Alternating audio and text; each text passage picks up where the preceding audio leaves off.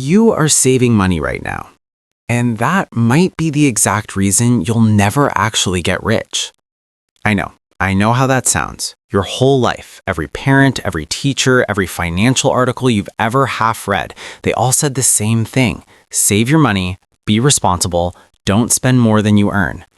And honestly, you listened. You set up the automatic transfer, you cut the coffee, you watched that balance go up every month and felt good about yourself.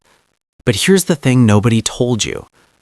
There's a version of doing everything right with money where you still end up broke at 65.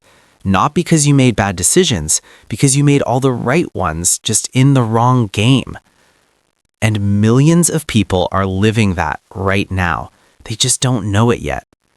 Stick with me for a few minutes because what I'm about to show you completely changed the way I think about money. And once you see it, you really can't unsee it. Okay, let me tell you about two people. We'll call them Sam and Alex. Same age, 25, same income, $45,000 a year, same discipline. Both of them have $500 left over at the end of every single month. Sam does the responsible thing. Every month, $500 goes straight into savings. After 10 years, Sam has about $60,000 in the bank. Feels secure. Feels like they're doing it right. Alex does something that honestly sounds worse. Alex takes that same $500 and puts it somewhere that can go up and go down. No guaranteed safety, no little FDIC banner making them feel good at night. Scary, right? We'll come back to what Alex's number looks like in a second, but first, I need to explain something most people never actually understand about how money works. Here's the thing. Saving money feels like progress. And you know what? Feelings of progress are actually really dangerous because they can trick you into thinking you're moving when you're standing completely still.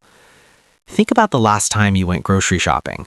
You picked up something, pasta, eggs, whatever, and you had that moment, that little, wait, didn't this used to be cheaper feeling? That's not just your imagination. That's inflation, quietly picking your pocket while your savings account does almost nothing. Right now, the average savings account in the US pays less than 0.5% interest per year.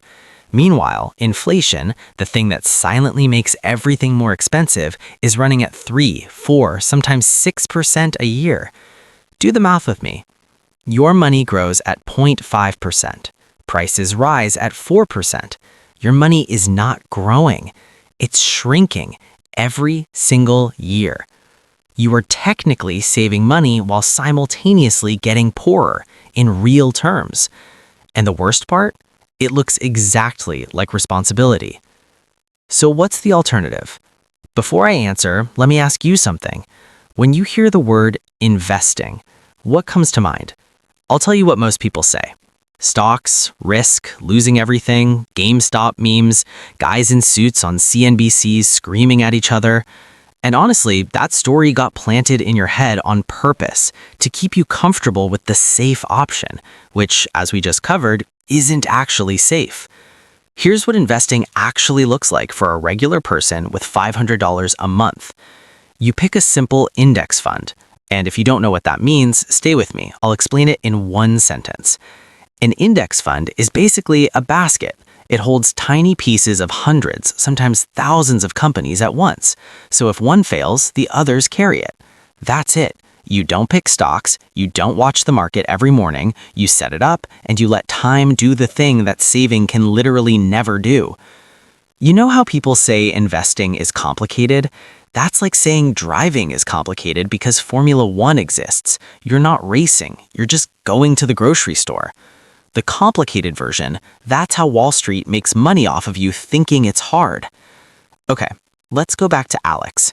After the same 10 years, same $500 a month in a simple index fund based on the S&P 500's long-term historical average of 8 to 10% annually, and look, past performance doesn't guarantee future results, but a 100-year trend is pretty hard to argue with. Alex has somewhere between $90,000 and $100,000. Sam has $60,000.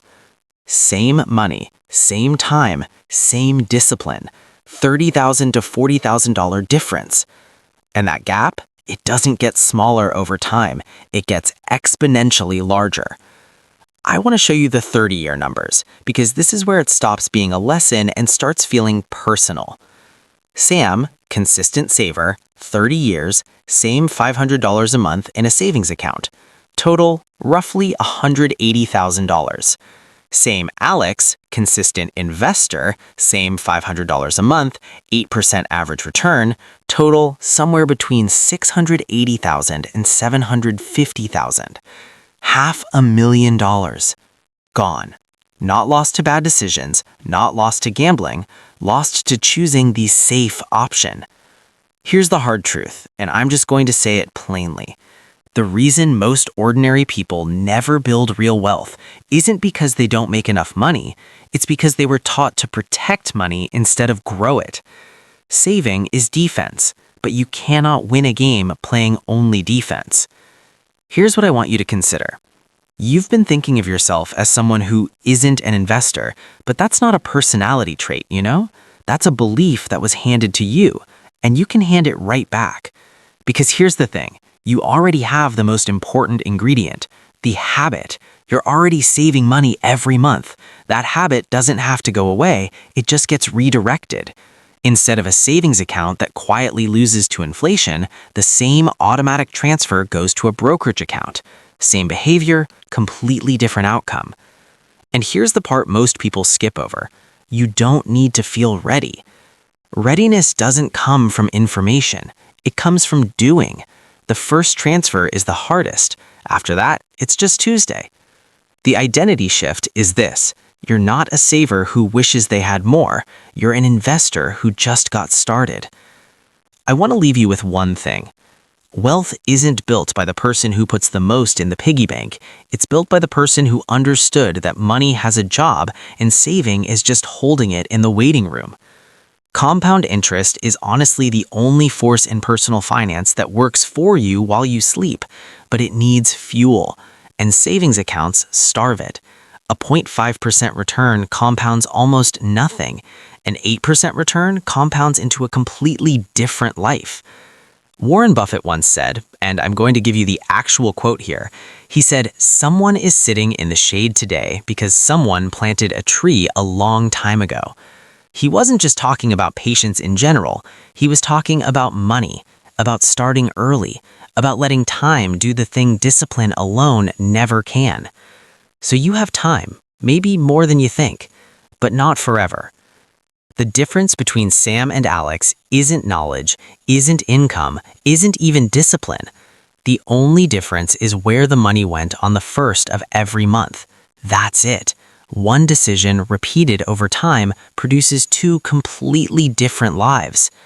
So here's what I want you to do right now, not tomorrow, right now. Open your phone, find your bank app, look at your savings balance, and ask yourself honestly, is this money working for me or is it just sitting?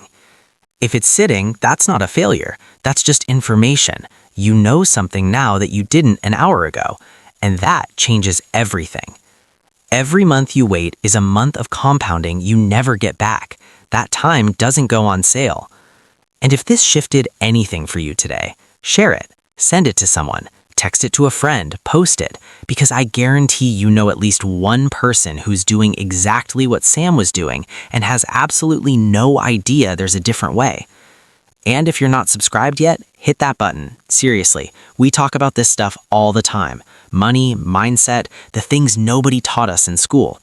You don't want to miss the next one. You're not a saver anymore. You're an investor. You just decided.